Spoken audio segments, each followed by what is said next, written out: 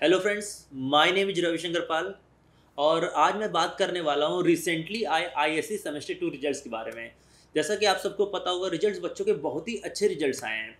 तो आज मैं आपको एक ऐसे स्टूडेंट से मिलवाने वाला हूँ जिसने 97.25% ओवरऑल स्कोर किए हैं आईएससी सेमेस्टर 2 बोर्ड्स में। और मुझे इस बात की बहुत खुशी है कि वो स्टूडेंट मेरी ही कोचिंग आईक्यू हब का है। आईक्यू हब जो हमने 2018 में स्टार्ट किया है, मुझे इस बात की खुशी है कि जो बच्चों के रिजल्ट्स रहे हैं वो कंसिस्टेंट इम्प्रूव किए हैं और बच्चों ने बहुत अच्छे रिजल्ट ला के दिए हैं। तो मुझे इस बात की बहुत ज़्यादा खुशी है। अब मैं आपको सारंग गोयल से इंट्रोड्यूस करवाने वाला हूँ। बेटा, आप अपना इंट्रोडक्शन दीजिए। Hello everyone, my name is Sharang Goyal. मैंने अपनी सारी स्कूलिंग सेठ हिमायत जयपुरिया में की थी और मेरे क्लासेस 11 और 12 में सब्जेक्ट्स कॉमर्स स्ट्रीम के थे, मैथमेटिक्स के साथ। तो मेरा क्वेश्चन बेटा आपसे ये है कि जो आपने 97.25% स्कोर किए हैं, तो उसके लिए आपने कितना आज स्टडी की या फिर आपकी स्ट्रेटेजी क्या थी? तो आपके जो जूनियर्स होंगे उनको इससे शायद कुछ हेल्प मिल सकती है। ओके, तो मेरी कोई सेट स्ट्रैटेजी नहीं थी, कोई set number of target hours नहीं थे। हाँ बट मेन चीज़ ये थी कि जो प्रीवियस ईयर से मैंने प्रॉब्लम्स फेस की थी स्कूल में, वो मैं आइडेंटिफाई कर चुका था। और वो यूजुअली ये थी कि मैं सिलेबस के बिहाइंड फॉल कर जाता था क्योंकि क्लासेस में ध्यान नहीं दे रहा था, अटेंड नहीं कर रहा था। एंड ऑनलाइन हो चुका था एक साल, तो क्लास 11 स्पेशली। तो वो मैंने चेंज कर दिया। 12th में ऐसा नहीं है, मैं एक्सटेंसिवली अटेंड करता था क्लासेस ऑनलाइन, 2 दिन में कर लेता था एक बार, बट ये मतलब ज़रूर करता था।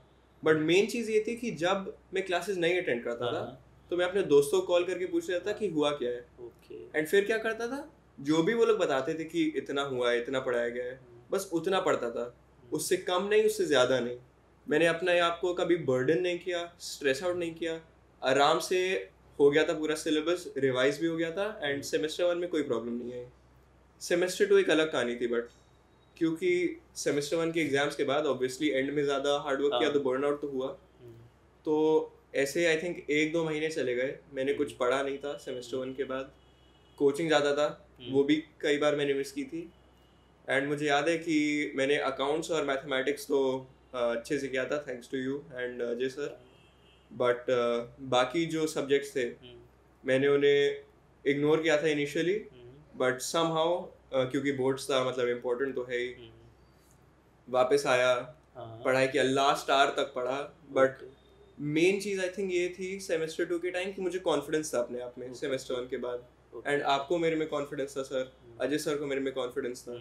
तो उस पॉइंट पे मतलब मुझे पता था कि मुझे कुछ भी करके मैनेज तो करना है, भले ही लास्ट आवर तक पढूं, भले ही लास्ट मिनट तक पढूं, बट मैनेज करना है। And I did it. मेरा सवाल दूसरा आपसे ये है कि आप अपने जूनियर्स को क्या मैसेज देना चाहेंगे बोर्ड्स के लिए? तो जूनियर्स को मैं यही बोलूँगा कि आजकल लोग इंडिया में सोचते हैं कि बोर्ड एग्जाम्स की वैल्यू थोड़ी डिक्रीज हो गई है क्योंकि एंट्रेंस एग्जाम्स हैं।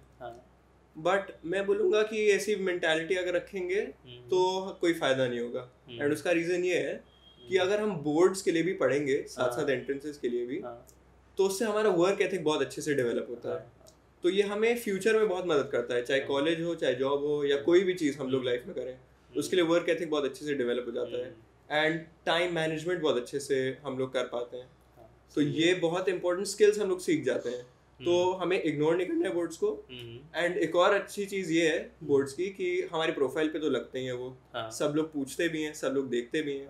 एंड बहुत सारे स्टूडेंट्स हैं जो बाहर जाते हैं, जर्मनी जैसे, फिनलैंड जैसे, वहाँ स्कॉलरशिप्स मिल जाती हैं या फिर ट्यूशन फी लो होती है। तो वहाँ पे बहुत अच्छे अब्रॉड स्टडी ऑप्शंस हैं। मैं खुद इंटरनेशनल स्टूडेंट हूँ, मैं कनाडा जा रहा हूँ, तो मेरे लिए तो बोर्ड्स हर चीज़ थी। तो इन दैट सेंस बोर्ड्स बहुत इंपॉर्टेंट है। इग्नोर नहीं करना है, स्टेडली पढ़ना है। बट जिस मोमेंट पे हम लोग प्रेशर लेने लगेंगे, उसे एज अ बर्डन देखने लगेंगे, वहीं हम फोल्डर करेंगे। तो हमें स्टेडली पढ़ना है। कुल मिला के ये है कि जो आपके बोर्ड्स के परसेंटेज हैं वो मतलब अगर आप बाहर जाके स्टडी करते हैं तो वहाँ पर इम्पोर्टेंट रोल प्ले करते हैं। हाँ बिल्कुल, बाहर के एडमिशन्स में तो बहुत ज़्यादा इंपॉर्टेंट होते हैं बोर्ड के मार्क्स। मतलब एकेडमिक्स वाइज बोर्ड के मार्क्स ही मेन क्राइटेरिया होते हैं। And on top of that आपको को करिकुलर्स तो चाहिए ही। एंड अगर मैं खुद की बात करूँ तो मेरी यूनिवर्सिटी में एक 90+ के लिए स्कॉलरशिप होता है एंड 95+ के लिए होता है। तो थैंकफुली मुझे 95+ वाला मिल पाया आपके वजह से एंड अजय सर की मेहनत की वजह से। तो दैट वाज इट। और मेरा लास्ट क्वेश्चन आपसे ये है कि मैथमेटिक्स में आपके जो ओवरऑल नंबर थे वो 97 थे, और जो फर्स्ट सेमेस्टर था उसमें आपने 40 आउट ऑफ 40 स्कोर किया था। तो नॉर्मली मैथमेटिक्स से बच्चों को बहुत डर लगता है, तो मतलब आप क्या सजेस्ट करना चाहेंगे मैथमेटिक्स में बच्चों को? तो ये मैं डेफिनेटली फील करता था। मैं खुद मैथमेटिक्स से बहुत ज़्यादा डरता था, एंड मेरी मैथमेटिक्स के साथ एक लव हेट रिलेशनशिप रही है, बट वो तो लंबी कहानी है। मैं यही बोलना चाहूँगा कि जो लोग मैथ से डरते हैं, मेरे क्लास 10 में मैथ्स में 81% आए थे बोर्ड्स में, वो मेरा लोएस्ट मार्क था। जब मैं क्लास 11 एंटर कर रहा था, मैं कंप्यूटर साइंस लेने वाला था मैथमेटिक्स को छोड़ के, बट फिर मेरी मदर ने मुझे बोला कि बेटा मैथ्स मत छोड़ना, कुछ भी करके करना। तो मैंने प्री डिटर्मिन करके रखा था कि मैथ्स तो मेरे टॉप 4 में रहेगा ही नहीं। अच्छा। एंड आज जो यूनिवर्सिटी में जा रहा हूँ, वहाँ जो मेरा प्रोग्राम है वो फैकल्टी ऑफ मैथमेटिक्स के अंडर है। तो मैं यही बोलूँगा कि हम लोग रियलाइज़ नहीं करते हैं कि हम लोग किस चीज़ के केपेबल हैं। एंड मेन चीज़ ये है कि हम लोग को लगता है कि अरे क्लास 10 में ये छूट गया। ट्रिग्नोमेट्री फॉर एग्जांपल एक बहुत नई चीज़ होती है, लोग बहुत डरते हैं। जब मैं आपसे मिला सर, आपने वो सारे डर दूर कर दिए। जो भी कॉन्सेप्ट्स मैंने मिस आउट किए थे, मैंने रियलाइज़ किया कि वो कुछ मिस आउट मैंने ज़्यादा किया ही नहीं था। बहुत छोटी सी चीज़ थी जो ईजी थी ग्रास्प करने के लिए। तो मेन चीज़ आई थिंक यही है। जूनियर्स को मैं ये बोलूँगा, जो लोग डरते हैं मैथ्स से, उनको ये बोलूँगा कि फर्स्ट ऑफ ऑल मैथ्स बहुत इंपॉर्टेंट चीज़ है। मैथ्स लेके ही आपने पहला सही स्टेप किया है। आपका अगला स्टेप है एक अच्छा मेंटोर ढूंढना।